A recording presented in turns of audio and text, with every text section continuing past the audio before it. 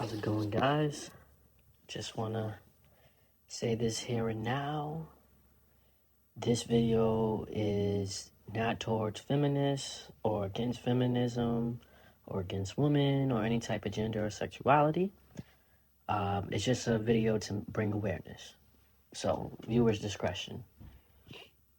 Today we're going to talk about how society demoralizes and demonizes men and pretty much want to emasculate them and break them.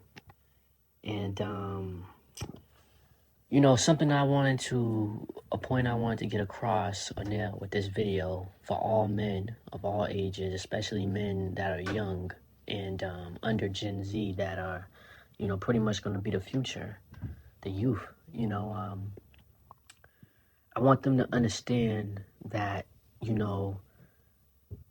it's pretty much, I don't want to say it's up to them because it's up to all men, but they're the future, so it's like looking around, you can tell if in your everyday life, from family, friends, there's not a lot of real men, like for instance, I want to bring up the whole Section 8 and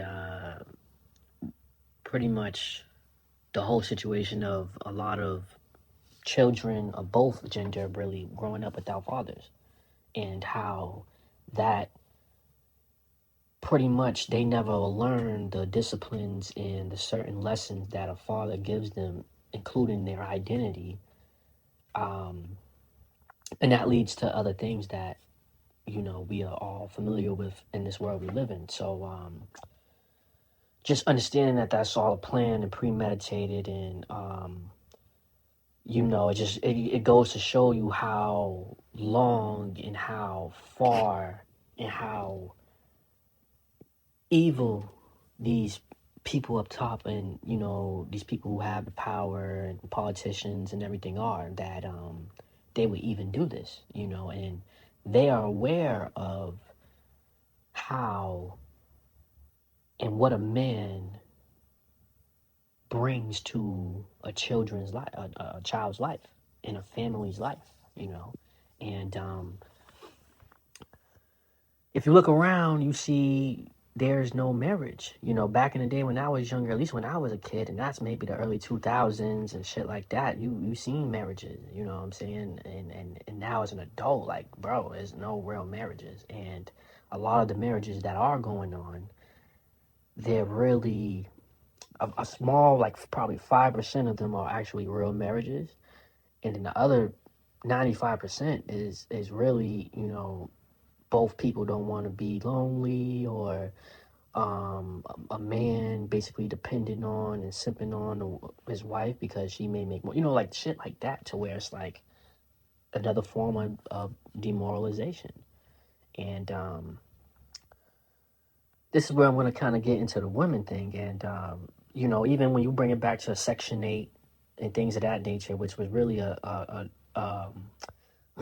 target on black men, and shit like that. A lot of our women didn't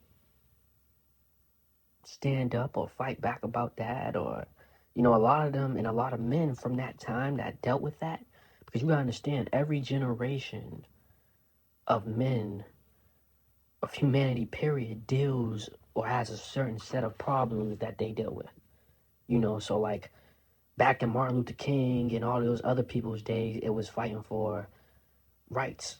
Now and today, we have the rights, but the rights mean nothing because the people who actually call the shots don't really care about our opinion.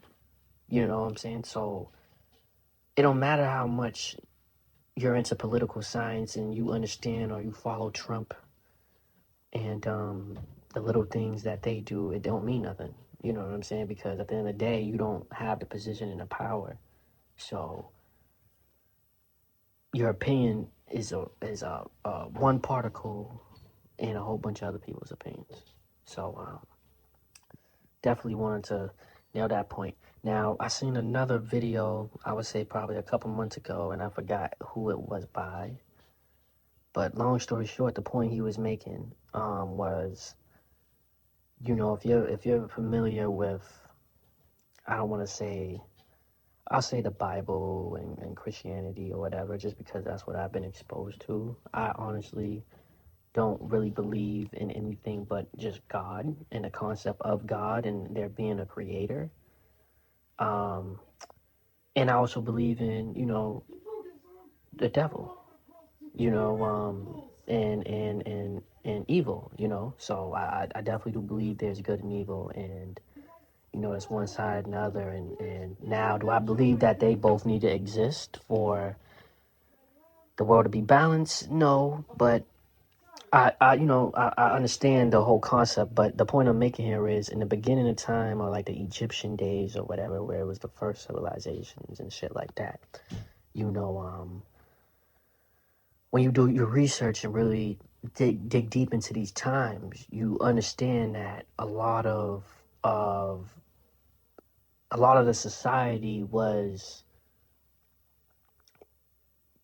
how do I say this, kind of putting women on pedestals. You know what I'm saying? Think about the Statue of Liberty. Think about a lot of the monuments throughout history that are women, you know, and not saying anything's wrong with that. But the point I'm making here is in that time, if you go do your research, you know, I know some people, they may not believe me or fuck with what I'm saying, but I'm well read and I definitely learned as much as I can about this topic from different opinions and different credible sources before I came on here and spoke about it. But if you go back and do your research, a lot of the societies and civilizations at that time put women on a pedestal over the men. You know, they'll send the men to war and they could die and everything like that. They'll be replaced, but the woman, she's the one of power. You know, you have tribes and gangs, or not necessarily gangs at that time, but like, you know, I'll say tribes and clans or whatever that was ruled or led by women. And I'm not saying that women can't do that, but the point I'm making here is at that time, women had more power than men. That's why, if you were familiar with my previous video, that was more so about how, you know, damn near all kingdoms and civilizations that ruled and that was powerful and whatever, pretty much came to fall after, you know, a certain situation that 9 times out of 10 stemmed from money or woman. And that's a clear theme throughout history. So I'm saying that to say this all started in the beginning of time. So this, a lot of people might think, oh yeah, this is something new and this is weird and da da da da. The times we're living in, no, this is just a repetition of what went on back in the day. You know what I'm saying? To where women were pedalized and pedestaled and you know, that's why that whole saying of, you know, women and money rule the world. Why is it women and money? Why is it not men? Right? Because we do everything, we built everything, we've, you know, on that in that type of field of work. But you put women because what do men care about the most? Women and their kid.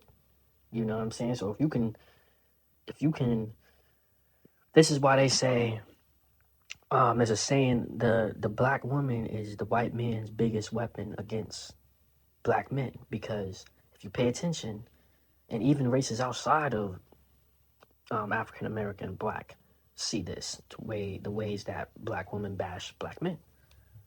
You know what I'm saying? To the point that now in today's time, you have interracial dating at an all-time high. You know, like I've never personally, you know, dated or been in love with a black woman, and I'm black.